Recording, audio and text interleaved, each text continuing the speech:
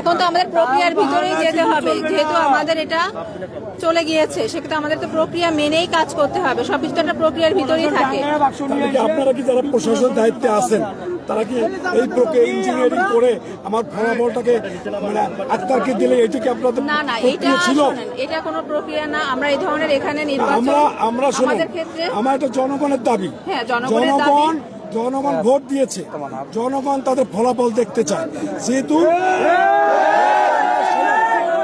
Vote গণনার সময় আমাদের পুলিং এজেন্টকে বের করে দেওয়া হয়েছে, দিয়ে আপনার ভোট গণনা করা প্রশাসনের মাধ্যমে ভোট গণনা করে আমার ফলাফল ছিনতাই করা হয়েছে।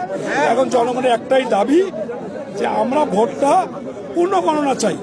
আমরা পূর্ণ গণনা হলে ফলাফল যা হবে আমরা তা মানিয়ে নেব। আপনারা আশ্বস্ত করেন হ্যাঁ পূর্ণ গণনা হবে, আমি আমার জনগণকে শান্ত করি, আমি বিদায় দিই। কিন্তু আমাদের পাঠিয়েছেন ডিসি অফিস ডিসিশনটা আমরা কথা হচ্ছে সবসময়।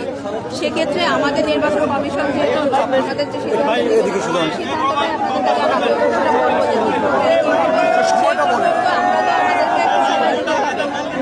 সেক্ষেত্রে রাস্তা যে অবরোধ, এটার কারণে জনগণও দুর্ভোগে পড়ে আছে, অনেক অ্যাম্বুলেন্স আটকে আছে, জনগণও ভোগান্তির শিকার হচ্ছে এটা থেকে।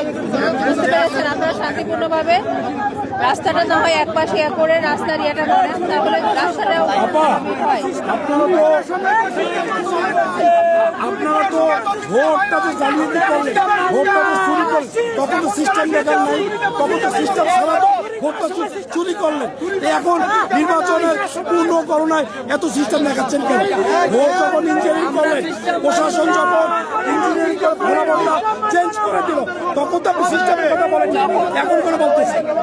চেষ্টা চালাচ্ছি, তারা একটা তো আমাদেরকে কোনো একটা চিঠি লিখিত মাধ্যমে দিবেন, তখন আমরা সেই অনুযায়ী ব্যবস্থা গ্রহণ করবো। আমি চিঠি দিয়েছি, হ্যাঁ, সেটা আমরা নির্বাচন কমিশনে পাঠিয়েছি। সেটা আপনি বলেন জনগণকে। হ্যাঁ, সেটা পাঠিয়েছি এবং তারা নির্বাচন কমিশন থেকে যে এটা দিবেন সেই অনুযায়ী আমরা সর্বোচ্চ চেষ্টা করব।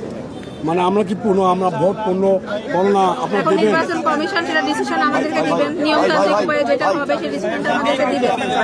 বুঝতে পেরেছেন? সেক্ষেত্রে আপনারা একটু এই যে আন্দোলন আছে এটা স্থগিত রাখেন, দেখে আপনারা দেখেন যে নির্বাচন কমিশন থেকে কি আমাদের সিদ্ধান্তটা দেয়, সেই সিদ্ধান্ত অনুযায়ী আমরা সামনের দিকে অবশ্যই আগাবো। এখন সবকিছু একটা প্রসেসিং থাকে, এটা নিয়মতান্ত্রিক উপায়ে আমাদের আগাইতে হবে। উনি যেটা দিয়েছেন ওইটা ওনাকে আমি চিঠিও পাঠিয়েছি, যে ফরওয়ার্ডিং করা হয়েছে, সেটা আপনাকেও পাঠানো হয়েছে। কাল রাতেই সেটা ফরওয়ার্ডিং করে নির্বাচন কমিশনে পাঠানো হয়েছে।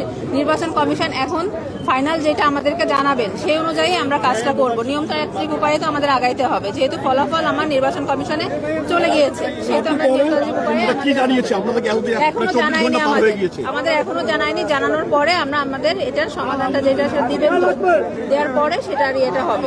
এত বড় কর্মসূচি চলছে, মহাসড়ক অবরোধ হয়েছে, প্রশাসনের তরফ থেকে আপনারা কি আপনারা চেষ্টা চালাচ্ছে, চেষ্টা চালানো হচ্ছে এবং নির্বাচন কমিশনের কথা বলা হচ্ছে।